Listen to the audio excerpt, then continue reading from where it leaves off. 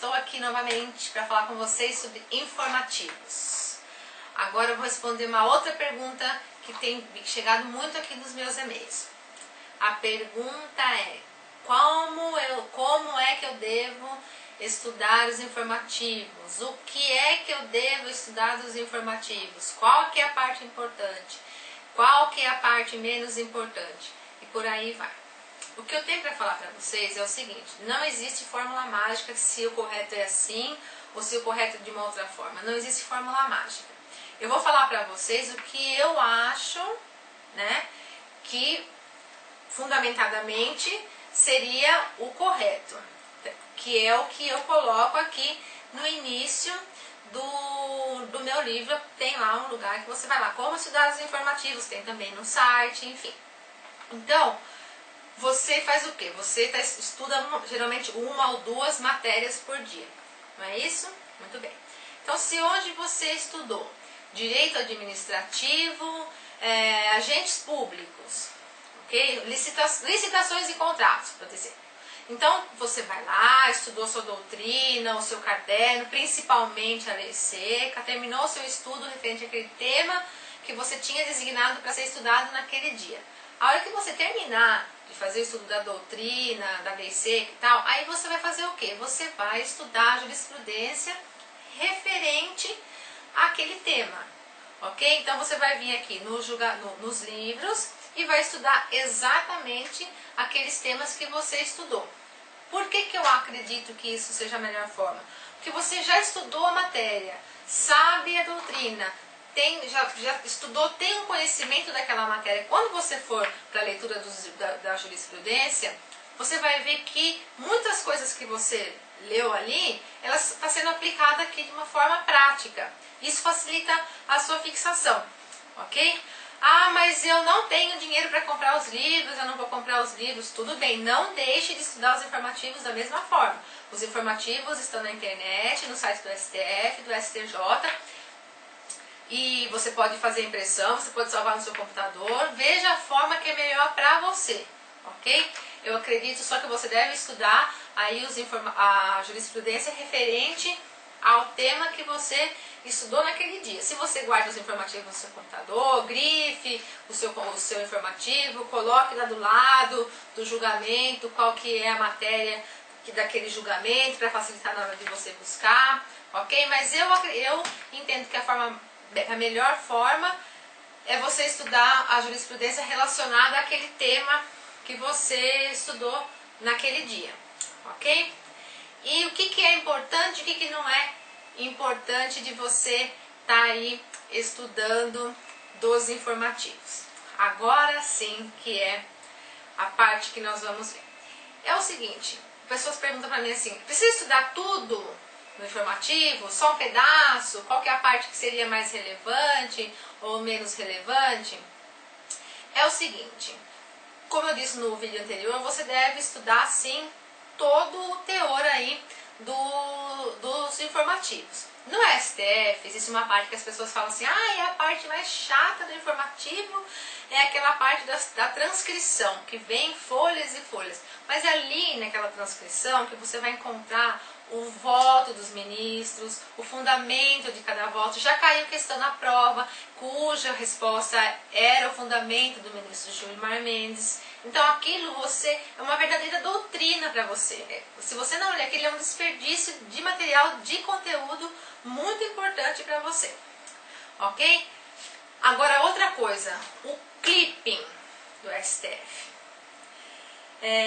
Eu já tinha programado para gravar esse vídeo hoje, porque eu tenho recebido vários e-mails referentes a essa pergunta dos informativos, mas aconteceu que quando eu abri minha caixa postal hoje, eu recebi vários e-mails de um e-mail, que eu vou falar de quem que é, claro que eu costumo citar a fonte, né, diferentemente do que vem acontecido aí, mas a pessoa me perguntando o que eu achava desse e-mail que foi encaminhado para eles, né. Nesse e-mail, é um professor, que eu vou falar quem que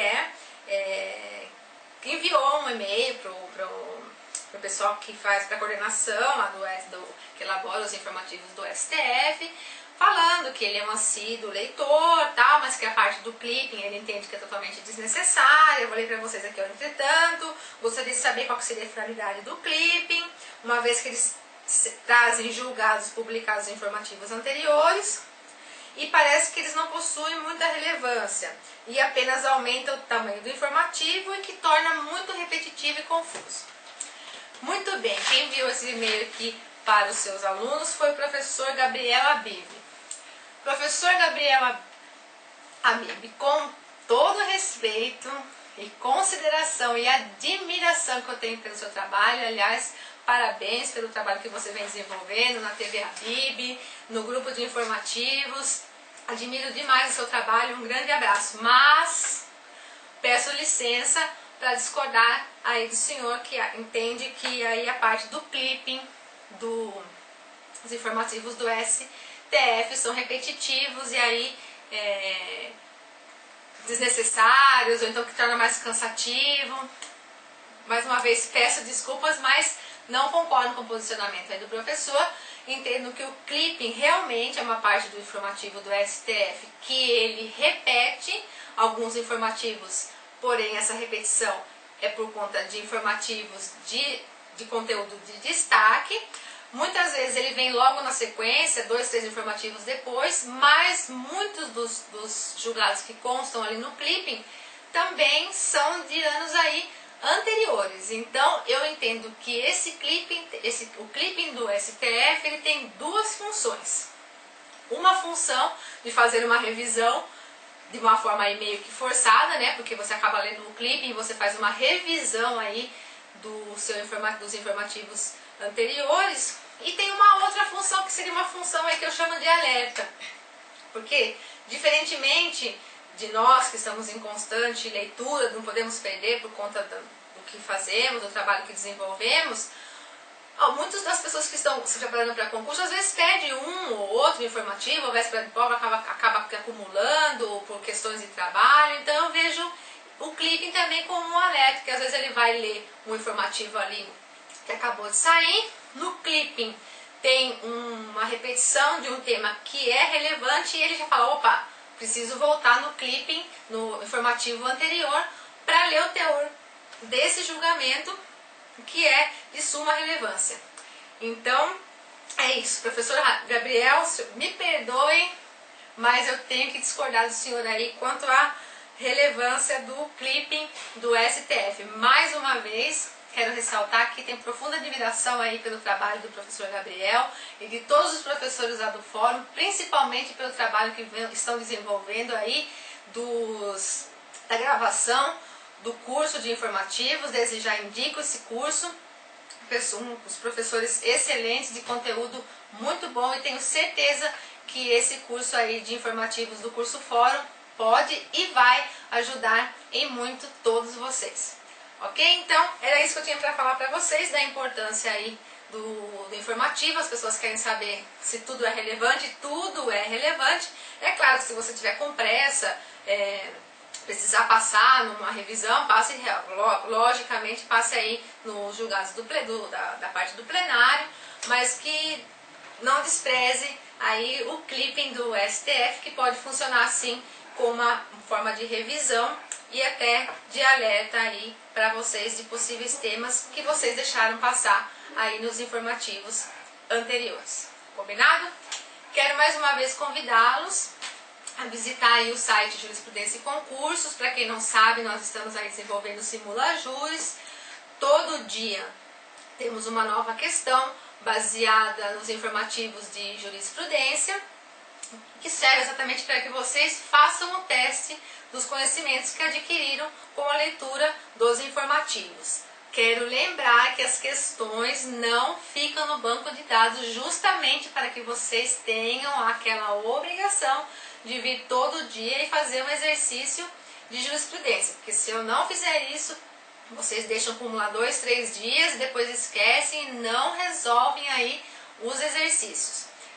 Claro, vou dar uma colher de chá, porque começamos essa semana aqui o Simula Juris. Nas próximas semanas vamos repetir sim, vamos deixar a questão do dia e mais uma questão que foi objeto de avaliação nas semanas anteriores.